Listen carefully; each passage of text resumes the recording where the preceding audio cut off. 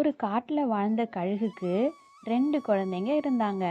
ஒரு நாள் அந்த கழுகு அதோட குழந்தைங்களுக்கு மீன் உணவு சாப்பிட கொடுத்துட்டு இருந்தது. சரி பசங்களா, இன்னைக்கு அம்மா உங்களுக்கு பறக்க சொல்லி தர போறேன். அதுக்கப்புறம் எப்படி உணவு தேடணும்னு சொல்லி தரேன். எங்க 2 பேரும் கூட்டை விட்டு வெளியில வாங்க பார்க்கலாம். அம்மா அம்மா, எனக்கு என்னாச்சுன்னு தெரியல. என்னோட சிறகுகளை விரிச்சு என்னால பறக்க முடியல. என்னது, உன்னால பறக்க முடியலையா? இப்படி பறக்க தெரியாத உன்னை வச்சுக்கிட்டு கடைசி வரைக்கும் என்னால் கஷ்டப்பட முடியாது. உன்னால் இனிமே எனக்கு எந்த பிரயோஜனமும் கிடையாது. நாளைக்கு முதல் வேலையாக உன்னை கொண்டு போய் எங்கேயாவது விட்டுட்டு வந்துடணும். அம்மா அம்மா, என்னை இப்படி தனியா விட்டுட்டு போகாதீங்கம்மா. எனக்கு வைத்தியம் பண்ணா சரியாயிடும். ஆனால் அந்த அம்மா கழுகு அதை காதில் வாங்கவே இல்லை. அந்த இடத்த விட்டு உடனே பறந்து போயிடுச்சு. மீனுக்குருவியும் சிட்டுக்குருவியும் அந்த இடத்துக்கு உணவு தேடுறதுக்காக போனாங்க.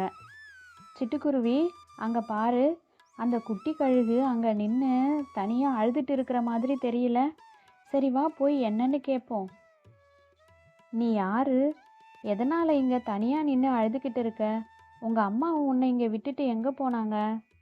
அதுவா, என்னால பறக்க முடியலன்னு எங்க அம்மா இங்க கொண்டு வந்து என்னை தனியா விட்டுட்டு போயிட்டாங்க. என்னை வேண்டான்னு விட்டுட்டு போயிட்டாங்க. எனக்கு எங்க போறதுன்னே தெரியல. அட பாவமே, எப்படி தான் மனசு வந்து பெத்த குழந்தைய இப்படி விட்டுட்டு போகிறாங்களோ தெரியல. சரி நீ அழாத, உன்னை எங்கள் வீட்டுக்கு கூட்டிகிட்டு போகிறேன். என்ன மீனக்கா, நீங்கள் தெரிஞ்சுதான் பேசுகிறீங்களா? கழுகுன்றது ஒரு கொடூரமான பறவை. இதை வீட்டில் கூட்டிகிட்டு போய் வளர்த்தா நாளைக்கு இது வளர்ந்த பிறகு இதாலேயே உங்கள் உயிருக்கு ஆபத்து கூட ஏற்படலாம்.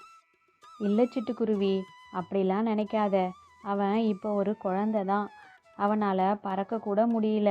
இப்படியே இங்கேயே விட்டுட்டு போனால் இந்த காட்டில் இருக்கிற பாம்புகளால் இவனோட உயிருக்கு ஆபத்து ஏற்படலாம்.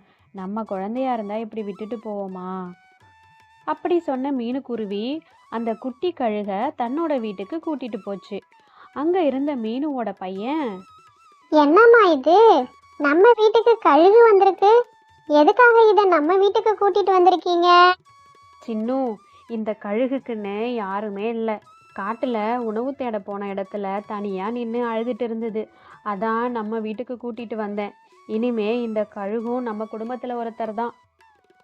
ஆனா அம்மா, கழுகுங்க ஒரு ஆபத்தான பறவைங்க.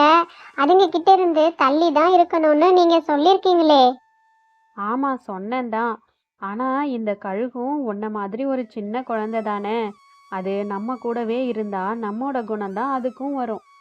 அப்போது அந்த குட்டி கழுகு சின்னுக்கிட்ட போய், சின்னு, என்ன உன்னோட அண்ணனா ஏத்துப்பியா? உனக்கு ஒரு நல்ல அண்ணனா நான் இருப்பேன்.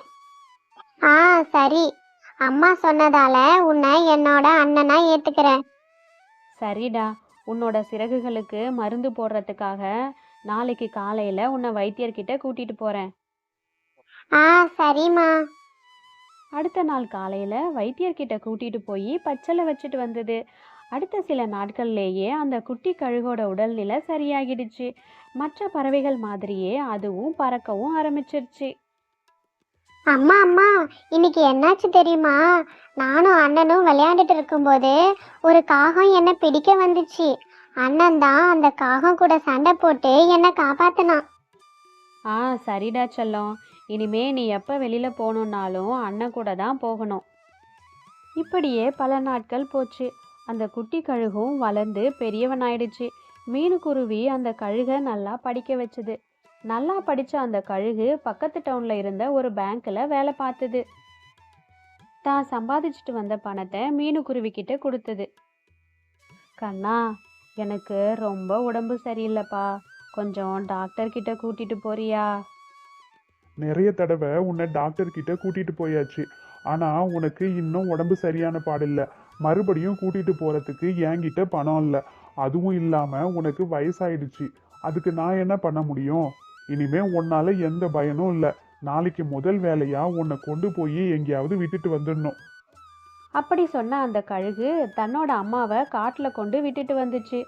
இதை கேள்விப்பட்ட மீனுக்குருவி அதோட மகனை கூட்டிட்டு அந்த கழுகு கிட்ட போச்சு.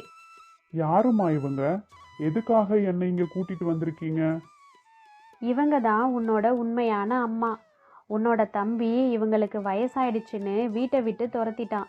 இப்போ இவங்களுக்கு நம்ம உதவி தேவைப்படுது. என்னது, என்னோட மகனா இவன்? எவ்வளோ பெருசா வளர்ந்துட்டான். நீ எப்படி இருக்க? நல்லா இருக்கியா?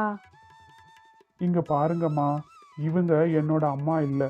அன்னைக்கு நான் குழந்தையா இருந்தப்ப என்னை அனாதையா விட்டுட்டு போனவங்க எப்படி என்னோட அம்மாவா இருக்க முடியும்? என்னை வளர்த்து ஆளாக்குன நீங்க தான் என்னோட அம்மா. ஒரு மனிதாபிமான அடிப்படையில் இவங்களோட மருத்துவ செலவுக்கு எவ்வளோ பணம் வேணும்னாலும் நான் கொடுக்குறேன். ஆனால் தயவு செஞ்சு இவங்களை என்னோட அம்மான்னு மட்டும் சொல்லாதீங்க. தன்னோட மகனுக்கு செஞ்ச துரோகத்தை நினச்சி அந்த அம்மா கழுகு ரொம்பவே மனம் வருந்துச்சு. ஃப்ரெண்ட்ஸ், உங்களோட சப்போர்ட்டால தான் இந்த மாதிரி வீடியோஸை எங்களால் கொடுக்க முடியுது. ஃபேரி பேர்ட் ஸ்டோரிஸ் சேனலை சப்ஸ்கிரைப் பண்ணாதவங்க ப்ளீஸ் சப்ஸ்கிரைப் பண்ணிக்கோங்க. தேங்க்யூ ஃபார் வாட்சிங் ஃப்ரெண்ட்ஸ்.